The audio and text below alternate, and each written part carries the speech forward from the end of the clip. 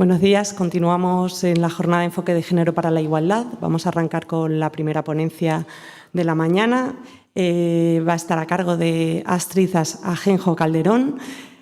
Como ya hemos comentado antes, una feminista y economista extremeña, que es profesora del Departamento de Economía de la Universidad Pablo de Olavide de Sevilla, donde también trabaja dentro del Observatorio de Género sobre Economía, Política y Desarrollo, donde ostenta el cargo de vicepresidenta. Además, es un miembro activo del Grupo de Investigación ECOECOFEM y un grupo de trabajo internacional de economía feminista del Consejo Latinoamericano de Ciencias Sociales. Es una activista tanto en el plano académico como personal en las líneas de trabajo que giran en torno al estudio de la crisis, la globalización, el proceso de integración y gobernanza económica europea desde perspectivas económicas feministas. Trabaja para numerosas ONGs y participa activamente en movimientos sociales y feministas. Les dejo con ella y con la ponencia que va a abordar la necesidad del enfoque de género en la economía, tiempos, crisis y resistencias cotidianas. Muchas gracias, María José. Buenos días a todas y a todos. En primer lugar, agradecer a la Fundación Academia Europea e Iberoamericana de Yuste, al Instituto de la Mujer de Extremadura, por la oportunidad de estar en esta jornada. Estoy especialmente contenta, de verdad, creedme.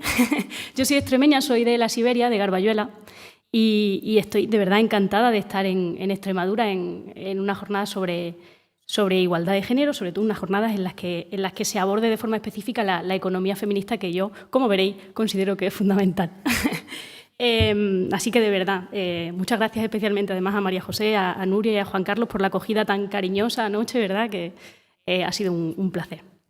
Bueno, yo lo que voy a tratar de hacer súper rápido, ya veréis que hablo rápido, en esta intervención es intentar hacer una introducción de qué es esto de la economía feminista, ¿no? Porque si es la primera vez que lo han escuchado, generalmente suele chocar, ¿no? Es como cómo se mezcla algo tan relacionado con el poder, ¿no? Además, como con un aspecto tan masculinizado como es la economía, con el feminismo, ¿no? Con los feminismos.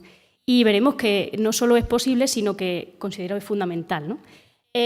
Claro, cuando hablamos de economía feminista, yo no les puedo dar una definición concreta de qué es la economía feminista. ¿Por qué? Lo primero, porque la economía feminista viene de todo el pensamiento crítico heterodoxo, muy plural, pero también de todos los feminismos, que, como bien saben, es muy plural. Entonces, claro, en ese cruce, pues lo que sale es como diría Cristina Carrasco, un abanico de posicionamientos en torno a cómo mirar la economía desde este punto de vista mucho más integral, ¿no? Entonces, lo que sí caracteriza a todas estas miradas económicas feministas son tres cuestiones fundamentales en base a las cuales voy a ordenar la presentación. En primer lugar, cuestionar los límites de lo que convencionalmente se entiende por economía, ¿no? Generalmente, cuando pensamos en economía, estamos pensando en todo lo que tiene que ver con los aspectos mercantiles monetizados, probablemente, ¿no? Y la economía feminista lo que dice es, efectivamente, el mercado es una parte fundamental de la economía, pero no es el todo. Dependiendo de dónde pongamos el foco, hay que ampliar la mirada. Si la mirada la situamos en cómo nos va a las personas, cómo sacamos la vida adelante, el mercado forma parte fundamental, pero no solo. Entonces, en eso es lo que me voy a tener ahora más en profundidad, posteriormente. En segundo lugar, claro, la economía feminista es feminista. Por tanto, está entendiendo que las relaciones de poder entre géneros son fundamentales en cómo funciona la economía y en cómo se sostiene y cómo se va recreando. No solo es una cuestión de impactos diferenciados, sino que el propio sistema económico se sostiene sobre una desigualdad estructural. Por supuesto, una desigualdad que la podemos ver desde muchos puntos de vista, pero de clase social, de raza, de etnia, de estatus migratorio, desde muchísimas perspectivas, ¿no? Pero a la economía feminista le interesa poner el foco en las relaciones de género, entendiendo que son relaciones de poder, de desigualdad y de violencia. Y, en tercer lugar, precisamente por ser una economía feminista, hay un componente político de transformación de un sistema económico que se considera inherentemente injusto. Hay una propuesta ética detrás, de transformación, ¿no? De ese horizonte hacia el que caminar. Entonces, con estos tres rasgos fundamentales, Es verdad que no podemos dar una definición cerrada, pero nos hacemos más o menos a la idea de qué estamos hablando, ¿no? Y me voy a detener en cada uno de estos aspectos posteriormente.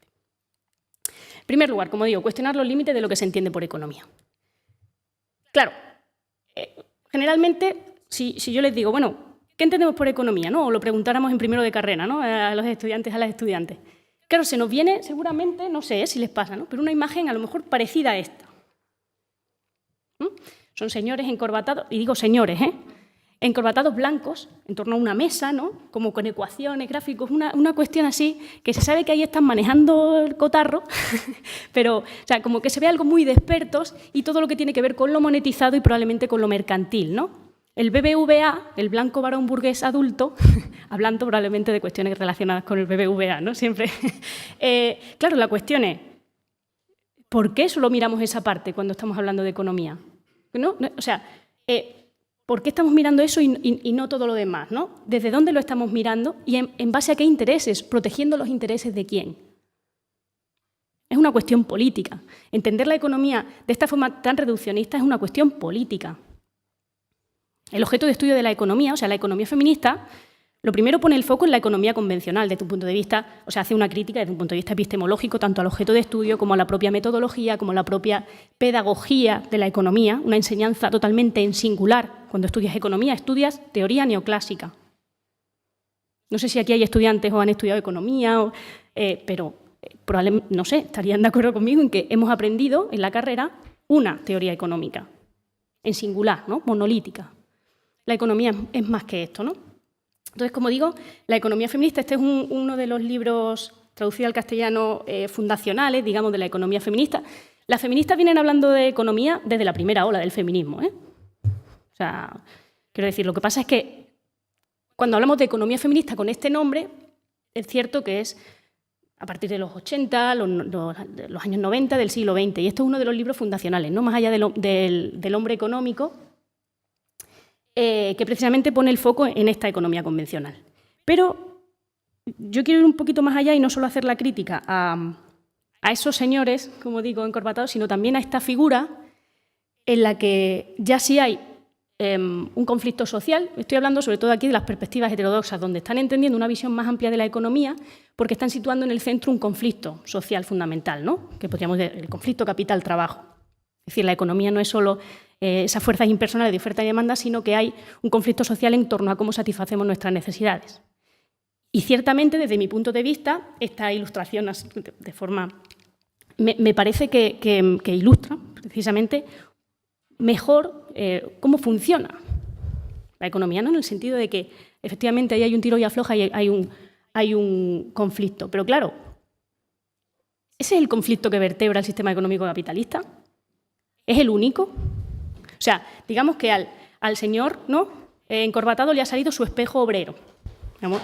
Claro, ahí se sigue invisibilizando, sigue estando en el centro el trabajo asalariado, ¿no? Que es el salario al final. El trabajo asalariado es el que crea, es la fuente de valor, es el que crea el sujeto, ¿no? El que articula el sujeto de lucha. Ahí se está invisibilizando todo lo que no tiene que ver con el trabajo que no se paga.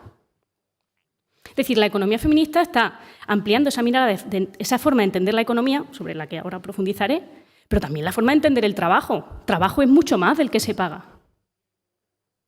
Piensen en su día a día. ¿Ustedes cobran por todo el trabajo que realizan en el día a día? Poniendo, como digo, en el foco siempre cómo satisfacemos nuestras necesidades cotidianas, cómo sacamos nuestra vida, el cotidiano, hacia adelante cada día. ¿De verdad todo eso se paga? ¿De verdad el único trabajo que importa y el único trabajo que genera conflicto es el que pasa, ¿no? ¿Es lo que pasa por el salario? Ojito, ¿no? Vamos a ampliar un poco también esa mirada. Aquí hay un cuadro, conocerán este cuadro, ¿no? Bastante famoso, además que como muy, ¿no? Se hizo muy famoso con la película 900 y que habla precisamente o simboliza mucho esta idea, ¿no? De la lucha obrera hacia adelante, ¿no? Luchemos por lo nuestro. Pero hay un meme en Internet que creo que resume bastante un poco esta idea de la economía feminista, ¿no? Porque llevar tú al crío un rato no lo ves, ¿no? No sé si se habían fijado en el cuadro. Uy, perdón, que es que muchas veces al crío ni se le ve. Se naturaliza esa imagen. O sea, hasta tanto que se invisibiliza. O sea, entonces, cuando también hablamos la economía feminista también critica la economía heterodoxa, ¿no? La economía política clásica, en el sentido de, oigan, que la clase es fundamental, pero ojito, que está cruzada por el género, por la raza, ¿no? Ojito con esto, ¿no? Vamos a prestar atención a todo o cada... O sea, la economía feminista es importante también señalar que no viene aquí a contar la verdad, precisamente porque niega que haya una verdad, ¿no? Sí habla de verdades parciales, de conocimientos situados, de ver, ¿no?, las partes que unidas pues hacen el todo. O sea, no viene a dar, no viene a hablar de la verdad, sino que viene a poner el foco sobre todo en las cuestiones de desigualdad entre géneros, ¿no?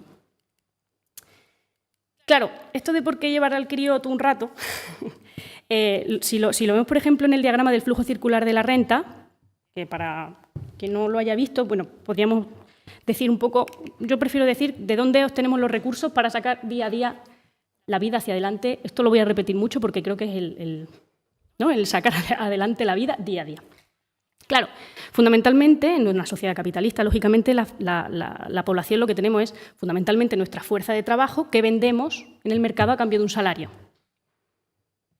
Y es cierto, es el recurso fundamental que tenemos en una sociedad, repito, capitalista, es nuestro salario como recurso fundamental. Un salario que además nos permite esa compra de bienes o servicios, también nos permite esa contribución, ¿no?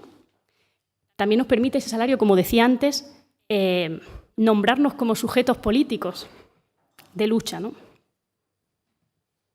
Parece que si no hay un salario mediando, no tienes nada que reivindicar, ¿no? Porque eso parece que las condiciones laborales son solo las que se pagan. Bueno, las condiciones de trabajo podríamos ampliar mucho, ¿no? Porque el trabajo es todo, ¿no? Todas las actividades diarias que ponemos en funcionamiento para satisfacer todo el conjunto de necesidades que no solo van a ser materiales, que también tenemos necesidades inmateriales de cuidados, de afectos, de socialización. Vale, entonces tenemos, como digo, el trabajo, la parte mercantil, ¿no?, donde obtenemos ese salario. Claro, tenemos también toda la parte estatal en cuanto a servicios contributivos, servicios públicos asistenciales, universales, ¿no?, como bien sabemos. También tenemos toda la parte de las redes sociales y comunitarias que nos están proporcionando un recurso fundamental, desde mi punto de vista, que es el tiempo. Cuando hablamos de las redes, porque muchas veces utilizamos palabras, o sea, ese redes sociales y comunitarias es, oye, mamá, que cuídame al crío, que tengo que ir o a la vecina, échale un vistazo a mi madre que está enferma mientras voy a... O sea, muchas veces ya no estoy hablando de personas organizadas desde un punto de vista comunitario, que es fundamental, sino que hablo de las redes familiares, de las unidades domésticas ampliadas en el cotidiano, ¿no? Y que nos proporcionan ese recurso fundamental que es el tiempo, que también nos permite satisfacer buena parte de nuestras necesidades en el día a día. Es que pensar que esto está reducido al salario, que por supuesto es la parte fundamental, pero no es el todo. Y como vemos ahí en este diagrama, todo esto llega a los hogares.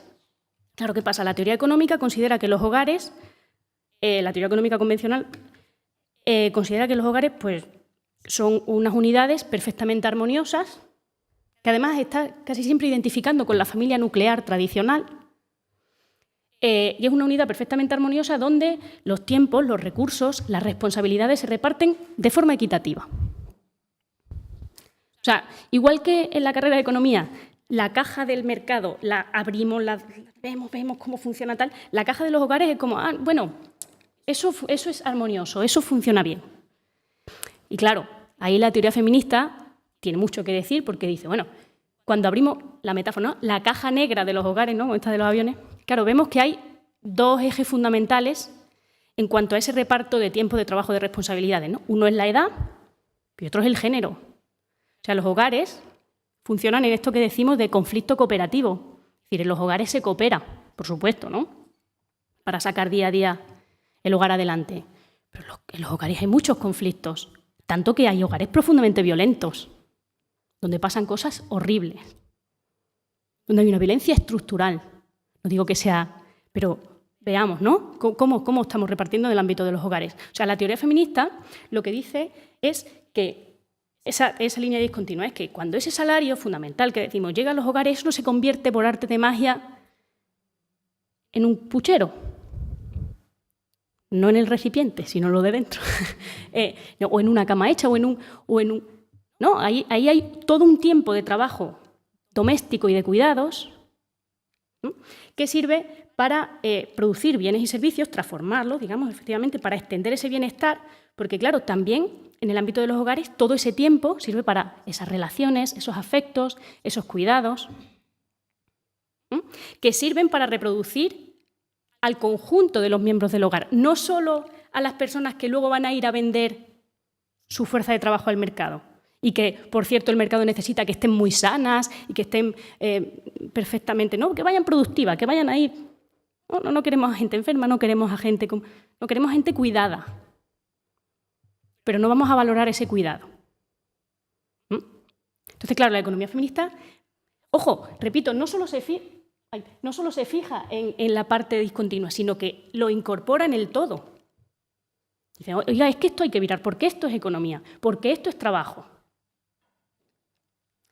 Claro, y bueno, y todo eso, por supuesto, no aislado, sino inserto en una dimensión ecológica, ¿no?, con unos recursos limitados, finitos, ¿no?, con una capacidad de desecharlos también finita. Entonces, es una comprensión, como digo, una comprensión más integral de cómo funciona la economía. Esto es un diagrama muy simple, ¿no?, pero bueno, para que entendamos un poco. Claro, por eso en economía feminista se utiliza la metáfora del iceberg, el de Titanic, ¿no?, el iceberg, esta idea de que hay toda una parte, la parte que flota, ¿no?, que es la que se ve, es la que se politiza, es la que sale en los telediarios, es la que se hace huelga, y luego hay toda una parte que estaría debajo del mar, ¿no?, que es la que sostiene al conjunto. Y que sin esa, bueno, claro, se hunde. Y es la que sostiene al conjunto, pero esa no se ve, no se nombra. Es que no se nombra como trabajo ni siquiera. Por supuesto, no se conflictúa, ahí no. Ahí lo que ahí pasa, eso son las cositas esos son los trapos sucios, ¿no?, se friegan en casa, o no. Esas son las cositas de las mujeres, o eso son las cosas. No, esto es economía y esto es política. Voy a vincular todo el tiempo la economía con la política, porque es que desvincularlo me parece que es un ejercicio de frivolidad. El iceberg económico. Tengan siempre, a lo largo de esta intervención, tengan este dibujo, ¿verdad, Julia?, que es como muy útil, una ilustración para ver de lo que estamos hablando. Claro, y llegamos al segundo elemento, la importancia crucial de las relaciones de género. Claro, imaginemos, todavía no he hablado de quién está en esa parte invisible, pero supongo que saben ya por dónde, ¿no? O sea, claro, ¿quién está en esa parte? ¿Quién está haciendo ese trabajo invisible? Fundamentalmente o mayoritariamente. En nuestro contexto, estoy hablando de nuestro contexto. Fundamentalmente las mujeres, claro. Claro,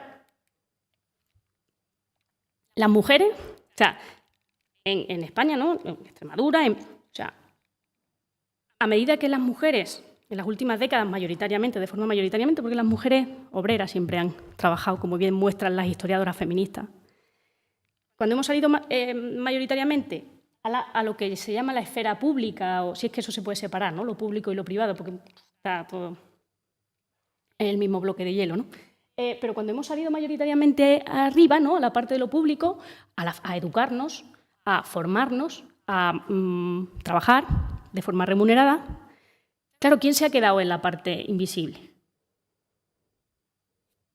Ahí vemos distintos ejes. Primero pensamos la edad.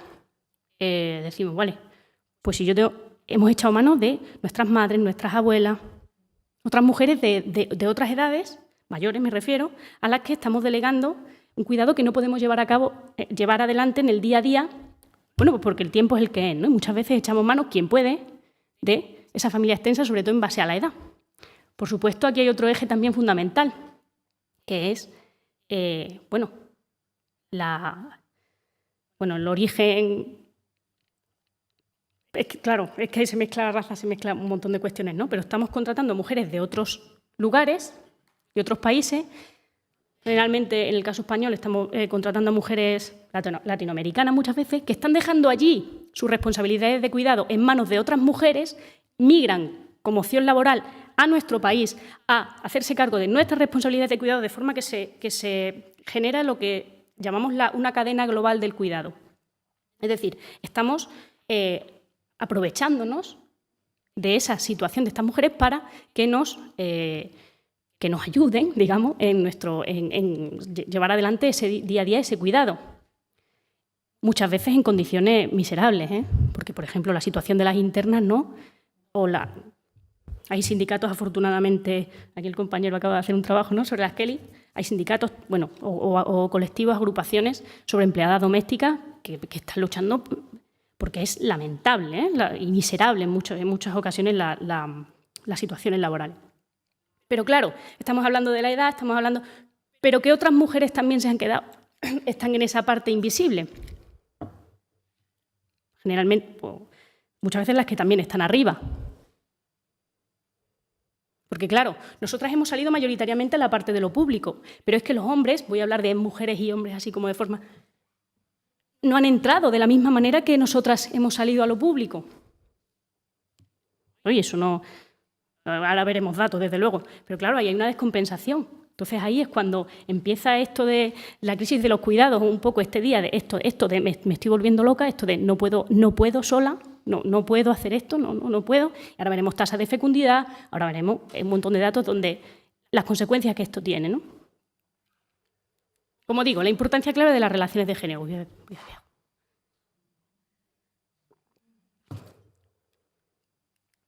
Claro, ¿a qué nos referimos?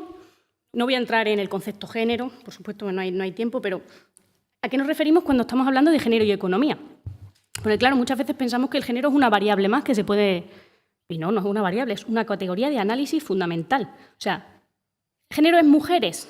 ¿Estamos hablando de sinónimo de mujeres? Obviamente no, ya lo sabemos. Pero claro que hay que visibilizar las experiencias históricas de las mujeres, sus trabajos, sus saberes. Es fundamental porque si no, no sale a la luz la desigualdad, ¿no? Lo que decíamos, primero, ver las experiencias de las mujeres. Claro que no es hablar solo de mujeres, pero ojito, vamos a prestar atención a eso. Es ver la relación, como decíamos, ¿no?, la relación entre hombres y mujeres, pero no solo en términos de diferencia, sino cómo esa diferencia se traduce en desigualdad.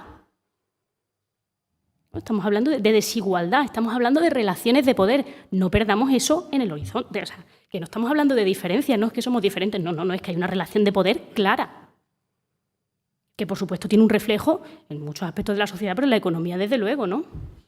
Claro, y ahí también el matiz interesante de cuando hablamos de las mujeres o los hombres, o sea, porque aquí todas las mujeres que estamos y todos los hombres que están, podríamos establecer mucha diferencia, mucha diversidad entre todas nosotras, por ejemplo, ¿no? Pues como digo, la clase social, la raza, la edad, la etnia, el estatus migratorio, la diversidad funcional. O sea, hay que hacer hablamos últimamente, ¿no? últimamente, una cosita que se viene hablando de bien lejos, pero bueno, desde ese esfuerzo por hacer una mirada más interseccional que hablamos, ¿no? Que es efectivamente ver que cada una de las personas estamos como... Imagínense una matriz, ¿no?, donde hay una cantidad de ejes de poder que se van cruzando y van configurando la posición que tenemos cada persona frente a este sistema económico, ¿no? Mi caso, pues yo soy blanca, soy extremeña, soy rural, de pueblo, vamos. Claro, tengo formación universitaria, o sea, y eso todos esos ejes me posicionan frente a otra mujer con otras características distintas. Y si visualizamos una salida, ¿no?, una salida hacia una carrera, ¿no?, imagínense, pues todas no estamos en la misma línea, ya por supuesto con respecto a los hombres, pero hay que hacer ese esfuerzo por ver esa diversidad también, ¿no?, entre mujeres, ¿no? Porque hay que hacer ese esfuerzo, que metodológicamente es complicado, pero... Y, por supuesto, otra cuestión que me parece fundamental señalar es que cuando estamos hablando de los estereotipos de género, de los roles asignados socialmente, de la norma de género, que también vamos a darnos tregua y vamos a decir no solo la norma de género, sino cómo cada persona está transgrediendo de alguna manera esa norma de género. Pues las mujeres venimos peleando mucho precisamente por decir, oigan, que eso es un estereotipo, vamos a ver cómo nos salimos también, vamos a politizar nuestras resistencias cotidianas. Yo creo que eso la teoría feminista tiene tanto que decir y que enseñar a muchas disciplinas sociales, ¿no? Politizar las resistencias cotidianas, ¿no? Y cómo desde el cotidiano intentamos salir de ahí. Y ahora voy a entrar un poco en estas desigualdades de género o en las escalas de justicia que habla Nancy Fraser, cuya lectura recomiendo, por cierto. Ella habla de 3 dimensiones, ¿no? El reconocimiento, que tiene que ver con factores culturales, la redistribución, con factores materiales, es decir, con todo lo que tenga que ver con lo socioeconómico, y la representación, ¿no? Todo lo que tiene que ver con la dimensión más política, participación, etcétera, ¿no? Y vamos a ir viendo distintas cuestiones. Yo les pregunto, esta imagen, yo esto la utilizo siempre. ¿Aquí qué ven? Pueden hablar, ¿eh? Trabajo. Una imagen cotidiana, ¿no? Claro, yo aquí les voy a decir cosas, voy a hacer de... Muchas veces, yo ya digo, esta foto siempre las utilizo. Y muchas veces lo primero que nos viene a la cabeza es pensar que esto es una familia, ¿no? Estamos viendo una familia, el padre, la madre y la criatura. No lo sé si lo han pensado. Y, pues, claro, pues... Pero si ha sido así, pensemos por qué directamente estamos pensando en esa idea de familia nuclear, que es que, como digo muchas veces, cuando pensamos en los hogares, directamente lo asociamos con una familia nuclear. Y los grupos domésticos, ya no es solo que la familia sea diversa, imagínense, ¿no? Sino los propios grupos domésticos, ¿no? Los grupos de convivencia, me refiero. Bueno, eso en primer lugar, un poquito porque aparte que no tienen fotos que no tienen nada que ver, se lo aseguro, esta chica puede ser la madre, puede ser la hermana, puede ser la vecina, puede ser la persona que está contratada, puede ser la persona que está en B, puede ser... Entonces, bueno, eso en cuanto a quiénes son las personas. Y en cuanto al trabajo, efectivamente, ya claro, después de lo que estoy diciendo, por supuesto, hemos visto que todas estas personas están trabajando. Claro, desde luego la chica está trabajando, ¿no? ¿Cuál es el trabajo principal que está haciendo? Cuidar, podríamos decir que está cocinando, que está limpiando. La niña está trabajando, ¿no? También está echando una mano está fregando. Claro, está cuidando, a lo mejor está pensando en qué tiene la plancha enchufada, o yo qué sé, o la compra que tiene que hacer, o qué es lo que falta, esa labor de gestión que tampoco se ve, ¿no? Por supuesto está trabajando. Lo que es interesante es que, bueno, esto de la multiactividad, muchas veces en las encuestas de empleo del tiempo, precisamente, es difícil captar esta multiactividad muchas veces. Pero bueno, no me voy a detener en eso. Lo que sí me voy a detener es que, por supuesto, ella hemos visto que está trabajando, pero es que probablemente no lo sé. No nos hemos planteado que él no esté trabajando.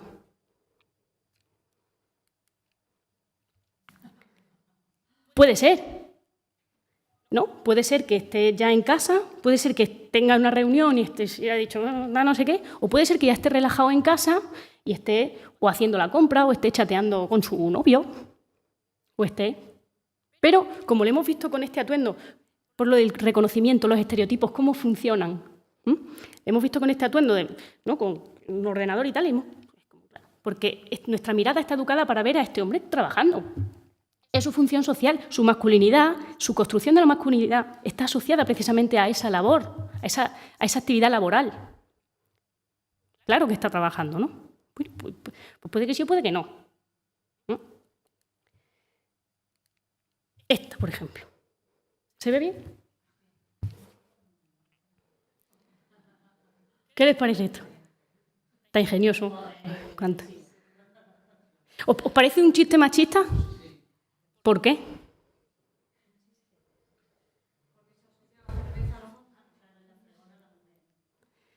Fíjense en nuestra mirada. Estamos dispuestas a ver que la cerveza es el mensaje para él y el cubo de la fregona es el mensaje para ella.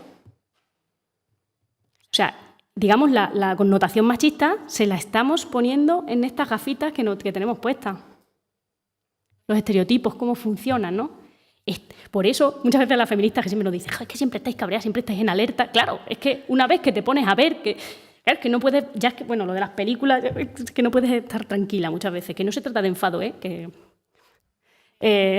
estamos muy contentas del mundo en el que vivimos y eso. Pero claro, es difícil salirse y no ver esto, ¿no? Pero, ojo, ¿no? Lo que podríamos dentro de ese gran paraguas del reconocimiento. Claro, y porque hay El género es una realidad performativa, ¿no?, en la que se recrean estas normatividades, la división sexual del trabajo, la familia nuclear tradicional, la ética reaccionaria del cuidado. Digo reaccionaria porque muchas veces cuando estamos hablando de cuidados, ¿no?, la economía feminista es uno de los grandes temas, es esto del trabajo de cuidado, pero que no es el todo, repito, ¿no? Pero es una parte, un punto de vista estratégico para mirar, ¿no? Decimos, muchas veces el cuidado se asocia generalmente con el amor. Cuido porque soy madre o porque soy hija o porque soy amiga. Claro, y el amor es una parte fundamental del cuidado, por supuesto, ¿no? Pero detrás del cuidado, estas son las cuestiones polémicas y estas son las cositas que el feminismo nos viene y nos hace pupitas y nos hace cositas. Pero detrás del cuidado muchas veces hay mucha culpa, mucha norma social, mucha sensación de responsabilidad de decir, bueno, es que tengo que. ¿Es mi decisión o tengo que? O, por supuesto, habrá muchísimas dosis de amor, pero ojito también, vamos a ver todo esto, ¿no? Eso en cuanto a desmitificar la ética del cuidado, ¿no?, tan asociada. Aparte de ver también cómo construimos nuestra feminidad, cómo la construcción de nuestra feminidad, ¿no?, en nuestro contexto está muy asociada a esa labor cuidadora.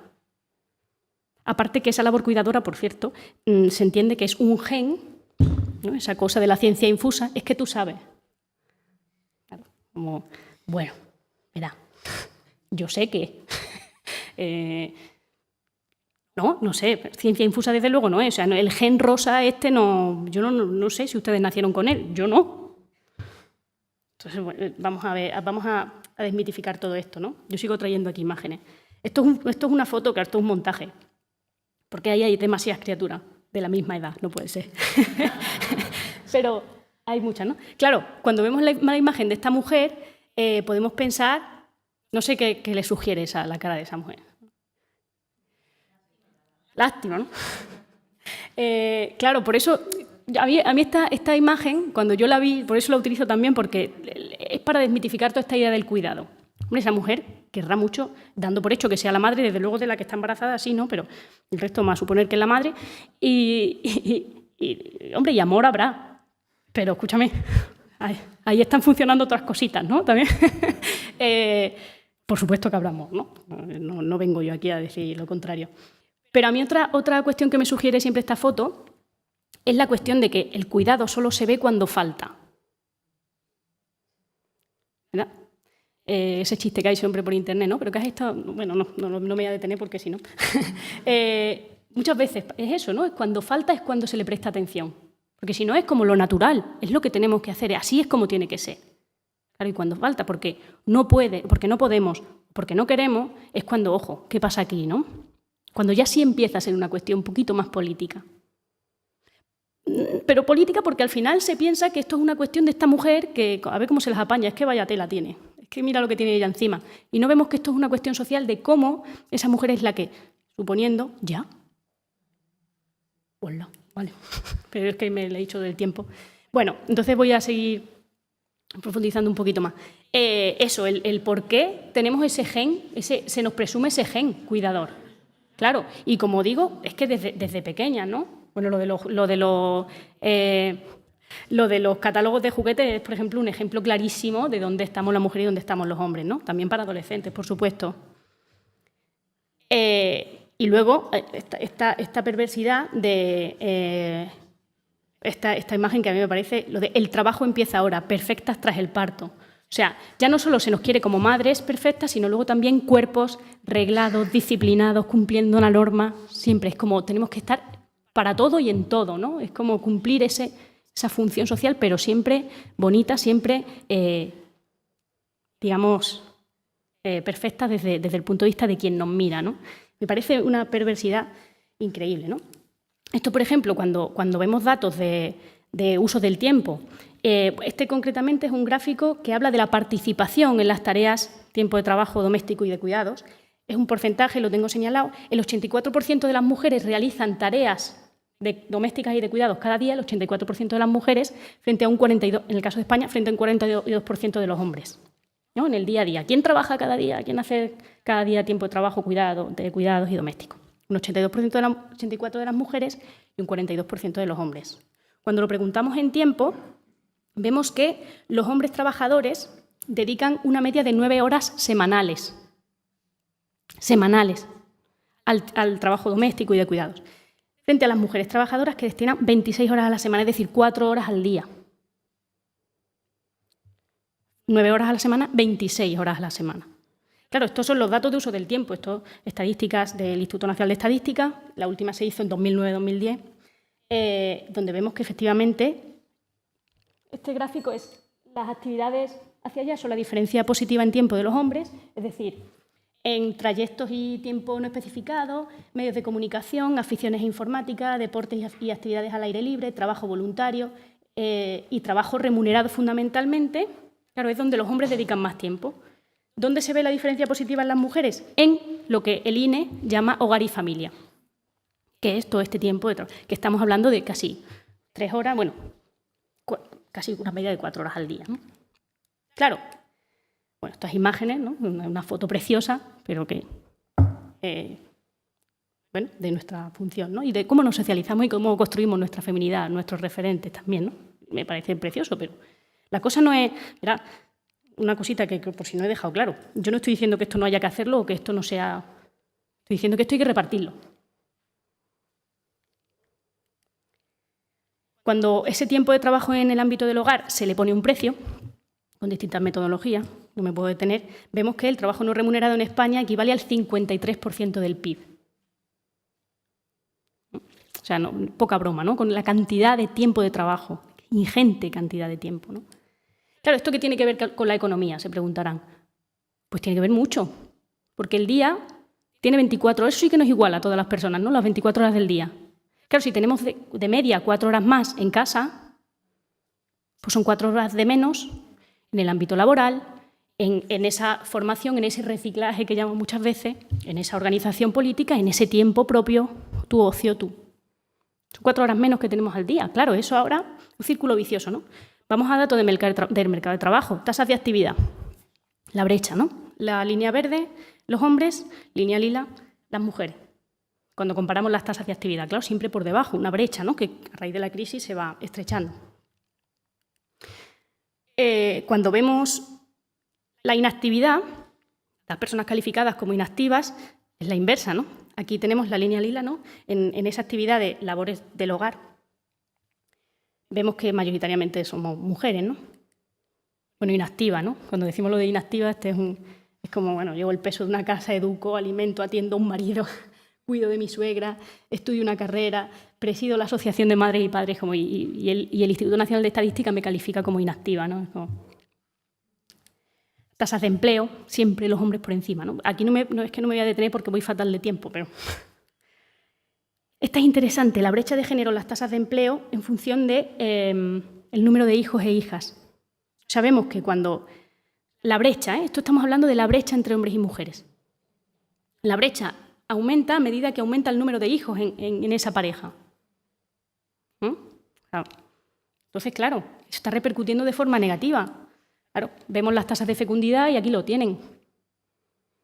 Estamos hablando que en España hay una media, estamos teniendo una media de 1,3 hijos e hijas por mujer, cuando la tasa de reemplazo está en un 2,1. Y la edad media ahora mismo, actualmente, la edad media, según los datos que estuve el otro día, es de una media de 30 años la maternidad, ¿no? El primer hijo.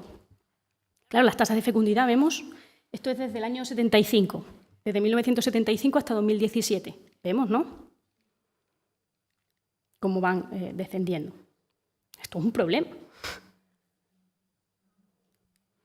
Claro, ojo aquí también porque muchas veces cuando hablamos de... Bueno, esto, el tema de la maternidad es un melón que no podemos abrir. Pero cuando pensamos, ¿por qué estamos retrasando la edad de maternidad?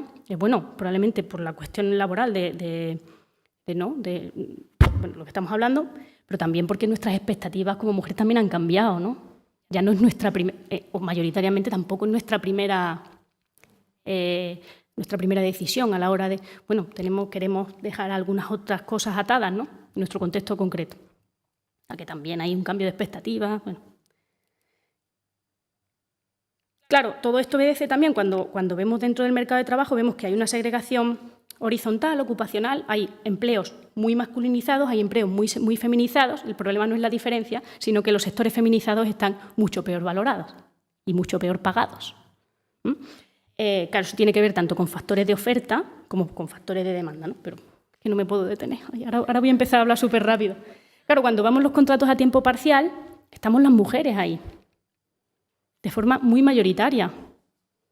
Contrato a tiempo parcial son menos horas remuneradas, menos horas cotizadas, peor pagadas. Es un círculo vicioso totalmente, ¿no? Bueno, pero es verdad que luego hay esta estupenda noticia de la semana pasada, ¿no?, de sectores feminizados, como las trabajadoras de una residencia de mayores en Vizcaya, creo, las trabajadoras del Berca, no sé si es en Vigo o en Coruña, no me acuerdo dónde fue, ¿no?, que ganaron, se pusieron en huelga, las trabajadoras del Berca, ¿no? O sea, sectores muy feminizados, muy precarizados, pero bueno, que también se consiguen cosas, ¿eh? Y como digo, hay esa segregación horizontal de mujeres y hombres, estamos en distintos lugares, pero también vertical. El famoso techo de cristal, no sé si han escuchado la expresión. Esta idea de las mujeres no llegamos a puestos de decisión, no llegamos a puestos de responsabilidad, mucho más difícil. Tenemos muchos impedimentos, ¿no? Pero también está no solo el techo de cristal, sino esta idea del suelo pegajoso, del piso de cemento, del no poder salir muchas veces, muchas mujeres, de ese fango estructural de precariedad.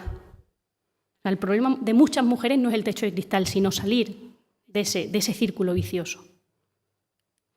Claro, entonces vemos, efectivamente, un 33% de las personas directivos y directivas de empresas son solo mujeres, o, por ejemplo, cuando vemos las empleadas de hogar, un 70% continúa sumergido, ¿no? Esa diferencia entre techo de cristal, suelo pegajoso. Tenemos función de, claro, como decía, la diversidad de mujeres, vamos a enfocar el problema en distintos lugares, ¿no? Claro, y esto nos lleva a pensar directamente, claro, en la brecha salarial. Juan Carlos hablaba de la brecha del 24%. También aquí vamos a ver muchas veces distintos porcentajes, tenemos que ver de qué nos están hablando, ¿no? Porque si estamos hablando del salario por hora medio bruto, que en función del medio de comunicación y tal nos van a decir un dato u otro, la brecha es del 14%. Si estamos hablando del salario bruto medio anual, la brecha es del 24%. Si estamos hablando de la ganancia anual media, la brecha es del 36%. Entonces, ojito, en cualquier caso es una barbaridad, pero también vamos a ver de qué indicadores estamos hablando. Claro, porque tenemos un menor salario hora, tenemos menos horas de trabajo remunerado y unas tasas de empleo inferiores, es que estoy, por sintetizar al final me estoy... claro, todo eso hace que esa brecha salarial, que claro que es real, es que a la gente, lo de la brecha salarial es que la gente no se lo cree. A mí me pasa un montón de veces, anda ya, pero si en mi trabajo las mujeres cobran lo mismo, digo, vamos a hilar un poquito más fino, vamos a ver cuántas horas está trabajando tu compañera, cuántas estás trabajando tú, quién tiene por ejemplo, esos horarios de nocturnidad que se pagan tan bien, qué mujeres pueden quedarse. Por ejemplo, estoy hablando de ejemplos concretos, ¿no? Pero son más datos de brecha salarial. Aquí tengo la de Extremadura. En la brecha salarial de Extremadura está en el 20,67%. De los últimos datos. La encuesta de estructura salarial la hace Eurostat, ¿no?, la Unión Europea. Claro, eso nos lleva a hablar no solo de la brecha salarial, sino de la brecha en las pensiones. Estamos hablando de que la brecha de género en las pensiones es del 34%. ¿No? O sea, muchas de las mujeres mayores en nuestro país, hay una tasa de pobreza de las mujeres mayores muy, muy elevada y muy, muy preocupante. Porque además, como todo está en base a la contributividad, claro, es algo muy perverso. Entonces, también este dato, ¿no?, que no es solo la brecha salarial, sino la población mayor envejecida y empobrecida, ¿no? Esto nos lleva también a datos de dependencia. Claro, las mujeres tenemos mayor esperanza de vida, tenemos mayor índice de dependencia, somos las principales usuarias de los servicios de dependencia. Es interesante ver esta parte de los servicios públicos de este nivel porque, claro, somos las principales usuarias, somos las principales empleadas en estos servicios y somos las sustitutas naturales cuando eso falta. Naturales, entiéndanme. Cuando hay recortes en la ley de dependencia, quien sustituye son las mujeres del hogar, de la familia, ¿no? Entonces, no es solo somos usuarias también porque utilizamos esos servicios de forma directa y también de forma indirecta, el niño, no sé, pero también somos las sustitutas naturales. Y muchas veces, cuando hablo de dependencia, generalmente pensamos en menores o en personas mayores o personas enfermas, pero hoy el cuidado de los independientes. Aquí hay un gráfico interesantísimo que de la encuesta de uso del tiempo que hicimos también en Andalucía, que vemos que, independientemente de que haya niños o niñas en el hogar, las mujeres cuando viven en pareja, o sea, en los hogares unipersonales, más o menos el tiempo de trabajo doméstico y de cuidados que realizan es más o menos similar, ¿no? Cuando las personas viven solas, claro, no hay más, no hay tu tía, ¿no? Tienes que hacerlo. Pero en el momento que empiezan a vivir en pareja se ve una diferencia, o sea, los hombres, el porcentaje de hombres, si ven el porcentaje, ¿no? La columna primera de la izquierda, a medida que la situación familiar, digamos, del hogar unipersonal, donde está el 85% de los hombres realizan trabajo doméstico, a medida que ya empiezan a vivir en pareja, un hijo, otro hijo, van disminuyendo su participación y su tiempo. Y las mujeres lo van aumentando. Dato del Instituto Nacional de Estadística. O sea, el cuidado de los independientes también, ¿no? Adultos perfectamente sanos que no se cuidan porque no quieren, ¿no? Y llegamos así, claro, esta idea del techo de cristal o esta idea de los individuos independientes que por lo visto salen adelante solos y no tienen personas que cuidar, pues llegan a donde llegan. Esto es así muy polémico, pero me da igual. ¿No? Tenemos una imagen vale más que 1000 palabras, ¿no? El G20 y el IBEX 35. Pero no solo en el ámbito del poder político y económico. Aquí tenemos los premios Nobel de este año. Ninguna mujer. ¿No? Esta es una noticia del otro día, la primera mujer que va a ser presidenta del CSIC. Este año, 2017. Las universidades están llenas de mujeres. ¿Qué está pasando, no? ¿Dónde nos estamos quedando? Están llenas de mujeres, quiero decir, de forma mayoritaria. Las egresadas, el porcentaje de egresadas es mayor que el porcentaje de egresados. En la cultura, en el ámbito de la cultura, ¿no? En el ámbito del cine. En el ámbito de los museos, ¿no? La mayor, se dice, menos del 5% de los artistas en los museos el arte moderno son mujeres, pero el 85% de las mujeres de los cuadros, ¿no? donde al final son además de desnudos, sí son mujeres. O sea, las mujeres estamos en los cuadros. En el cine, ese es un test, es que no me puedo detener, pero eso, ¿no? Bueno, se lo digo, cuando vean una película, 3 preguntas. ¿Tiene al menos 2 mujeres de protagonistas? ¿Al menos 2? ¿Esas mujeres hablan entre ellas? Fíjense, qué tontería, pues fíjense, hablan entre ellas. ¿Y eso que hablan es algo distinto a hombres? Pues hagan la prueba. Y van a ver qué pocas películas superan este test. Y llegamos a esta tercera parte que ya no sé si voy... Ya termino. Perdón. Vale. Bueno, simplemente... Lo siento. Esta parte de que, como les decía, la economía feminista tiene esa propuesta transformadora, tiene una dimensión ética de hacia dónde caminar, ¿no? O sea, estamos haciendo un diagnóstico, pero, claro, y aquí cuando pensamos en propuestas, claro, y pensamos en esa idea de la conciliación que tanto nos han metido ahí, nos han vendido, es como, ¿pero la conciliación para quién? Hablemos de corresponsabilidad social, hablemos de que las empresas asuman su responsabilidad, de que el Estado asuma su parte, que los hombres dentro de los hogares asuman la suya, a la par me refiero. No esa idea de, no, si yo ayudo, ¿cómo que ayudo? Tú es que eres responsable de eso, es que eres parte de ese hogar. Es que tiene que ser un reparto equitativo, en función de las posibilidades de cada hogar, que estamos de acuerdo, ¿no? Pero, ¿qué es eso de ayudar, no? Y una propuesta así interesante dentro de la economía feminista es esta idea de sostenibilidad de la vida, que al final de lo que se habla es una forma de mirar la economía donde las personas, nuestras necesidades estén en el centro, un poco de lo que les vengo hablando, y el cuidado como punto de vista estratégico. Claro, y aquí podemos hacer, como yo he hecho, ¿no? Un análisis de impacto, o sea, todos los procesos económicos, todas las políticas económicas van a tener un impacto de género. Un impacto diferenciado en hombres y mujeres, precisamente por esta diferente situación de partida, desigual, no diferente de situación de partida, ¿no?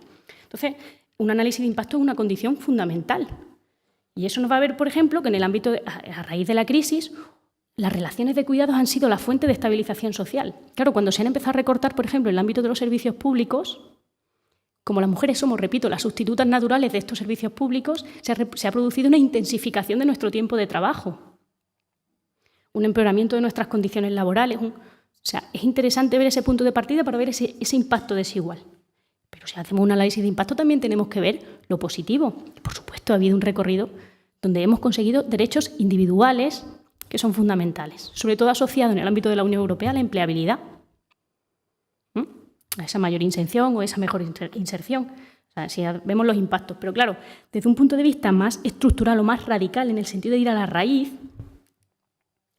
hay que mantener también, hay que ver identificar esos hilos de conexión del proyecto político-económico de fondo, ¿no?, de ese conflicto capital-vida. Es decir, desvelar un poco esas estrategias de mercantilización y dominio de la vida, de menosprecio de la vida. O sea, las mujeres nos están otorgando la responsabilidad de cuidar la vida en un contexto completamente hostil, en el que la vida cada vez vale menos. O sea, esto es un poco ir un poco más al asunto, ¿no? Y desvelar, como digo, que no son solo relaciones de poder, sino ver la violencia como un elemento fundamental de cómo se interrelaciona este sistema económico, capitalista, racista, patriarcal. La violencia sobre las mujeres. Cuando vemos datos de las violencias machistas, estamos hablando que desde que existen datos en el año 99 hay 1.135 mujeres asesinadas en España. 1.135 mujeres asesinadas. En Extremadura, 15. 1.135 mujeres asesinadas, es decir, 1.135 asesinos con los que estamos conviviendo, que son nuestros vecinos, que son nuestros... Y no estamos escandalizadas en la sociedad, de verdad. 1.135 asesinos y estamos... Aparte de no solo ver, como digo, esa violencia que ya es como la punta del iceberg, ¿no? Vamos a ver los distintos tipos de violencia y vamos a ver que esa violencia hacia las mujeres es fundamental para comprender cómo se interrelaciona cuando hablamos de patriarcado y capital, alianza criminal. La violencia es una de las claves. Y bueno, y aquí... Joder, madre mía, me estoy... Y aquí ya, claro, cuando pensamos en qué podemos hacer entre todos, bueno, pues precisamente pues, ver un poco esas interrelaciones de esas formas de violencia, estar en esas economías populares, sociales, solidarias, fomentar el cooperativismo, estar en aprender a generar esas microresistencias, un poco eso entre todos. Pero claro, también tenemos que politizar lo cotidiano, el mirarnos a cada una, ¿no? Esa idea del sospechómetro que dicen las mujeres mesoamericanas en Resistencia por una vida digna, ¿no? El sospechómetro, me voy a cuestionar yo lo primero. Mi forma de consumo, mi forma de relacionarme, mi forma de establecer esas jerarquías. Ojo, no desde la culpa, que tanto daño históricamente nos ha hecho a las mujeres, pero sí desde la responsabilidad. De qué parte tenemos que asumir cada quien, ¿no? Y sobre todo, como digo, no es un asunto privado, no es un problema que tenemos las mujeres individualmente, es un problema social. Y tenemos que pelear juntas, en manada, frente a esto. El cuerpo, como digo, como primer territorio, porque ya con esta frase termino, como dice Rosy Braidotti, que es maravillosa, la cuestión no es saber quién somos, sino, por fin, ¿no?, en qué queremos convertirnos. Muchas gracias y disculpen la prisa. Muchas gracias.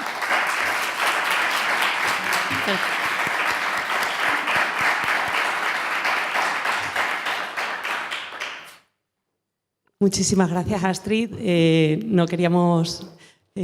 Queríamos guardar unos pequeños minutos para precisamente abrir al público también turno de preguntas para que puedan profundizar sobre los temas que has abordado tan rápidamente, pero tan completa, ¿no? De forma tan completa. Así que, nada, abrimos turno a ver si alguien del público participante quiere...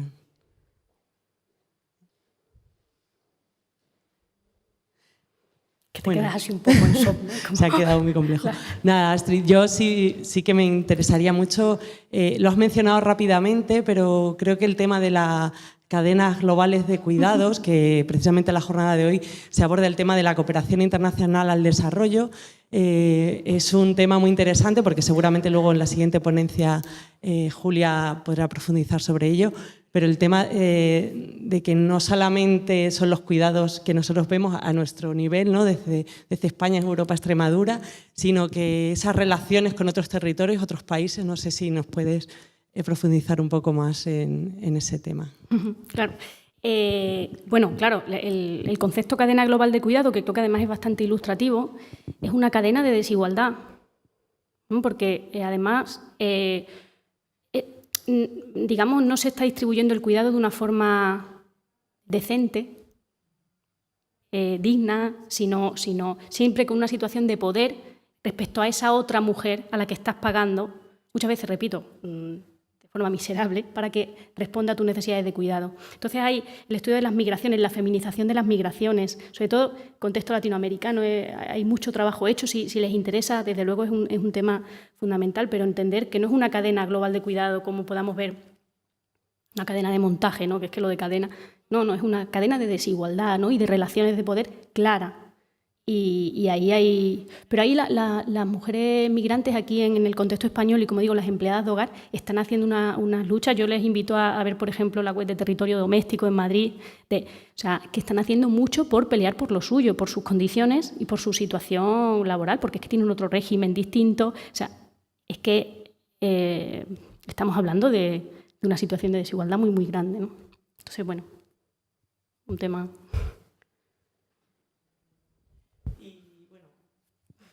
Un poco el objetivo de estas jornadas también es ver de qué modo desde las organizaciones, tanto de sociedad civil como de las instituciones públicas, se puede aportar y trabajar en esta línea. Nosotros, bueno, desde la Fundación, con las estrategias de formación y con estas jornadas para visibilizar todo lo que has contado, que es muy importante, ¿no? Pero entiendo que desde la parte de las decisiones públicas, ¿no? De la parte de los cuidados, como comentas, qué claves y que sean viables desde el nivel de sociedad civil y poderes públicos, qué pasos se pueden dar de manera efectiva ahora mismo. Claro, bueno, imagínense, si estamos hablando de una corresponsabilidad de todas las esferas de actividad económica, es decir, por parte del Estado, por parte de las empresas, por parte de los hogares, bueno, entonces en el ámbito del Estado yo creo que una reivindicación fundamental es los servicios públicos. O sea, de educación, que estén, porque, repito, es que como somos las sustitutas naturales, como somos las que asumen ese trabajo cuando, imagínense, menos días de, ¿no? Uno de los recortes así clave, esto es siempre uno de ejemplos así un poco, días de hospitalización, ¿no? Si ahora los días de hospitalización, en una operación que sea leve, no quiero decir, se reducen porque, bueno, pues porque faltan camas, porque falta personal, tú ahora por la crisis tú no te recuperas antes, quiero decir. O sea, lo que pasa es que están asumiendo, tú vete para casa, que allí alguien te cuidará. ¿Y ese alguien quién es? Generalmente. Entonces, yo creo que una reivindicación fundamental es servicios públicos de calidad, ¿no? De servicios de cuidado. O sea, en cuanto a la ley de dependencia, imagínense las carencias que tiene la ley. Una ley muy interesante, pero claro, si no está dotada de recursos... Bueno, es que hay mucho nivel porque en cuanto a igualdad formal, y aquí yo creo que Julia también se va a detener mucho. Claro que hay mucho hecho, pero hay que dotar de recursos, de dinero. Por ejemplo, otra reivindicación en el ámbito de la empresa también, los permisos por paternidad y maternidad iguales y transferibles, que una reivindicación ya está en el ámbito del Parlamento Europeo, es como hay que pelearla. O sea, hay que pelearla porque nosotras las mujeres cuando vamos a una entrevista de trabajo tenemos un cartel en la frente que pone menos disponible por el hecho de ser mujeres. Claro, porque se supone, y bueno, ya se supone que no te tienen que preguntar lo de ¿y tienes hijos? ¿Quieres tenerlo? Porque a nosotras nos lo han preguntado de siempre, a ellos no, por lo visto, porque... claro, entonces esos permisos por paternidad y maternidad iguales y transferibles, ¿no? Ahí pues les invito a ver la web de la PINA, ¿no? De la plataforma, que siempre es la sigla, por permisos iguales e intransferibles, ¿no? Para ver esta reivindicación feminista clave, desde mi punto de vista, que siempre hay debate. No sé, hay muchos aspectos en cuanto a... Pero sobre todo como digo, una concienciación, bueno, en el ámbito educativo, pero bueno, una concienciación personal. O sea, lo personal es político, decimos desde los feminismos, ¿no? Lo cotidiano es político. Y lo tenemos que revisibilizar. Y jornadas como esta en las que tenemos la oportunidad de estos estudios que no se queden sino de ver que estamos haciendo una fotografía de una parte importante de cómo funcionan nuestras sociedades. Tiene que haber esta labor de sensibilización porque yo creo que es clave. Que al final, yo muchas veces cuando hablo de esto me dicen, pues la verdad que has dicho una cosa como muy evidente, ¿no? Yo sí, es muy evidente en el día a día, pero si no se nombra, si no se le pone palabra, ya lo decimos desde el feminismo, ¿no? Lo que no se nombra no se ve, se naturaliza. Entonces, bueno. Pues muchas gracias, Astrid. Un aplauso. Nada, a ti, muchas gracias.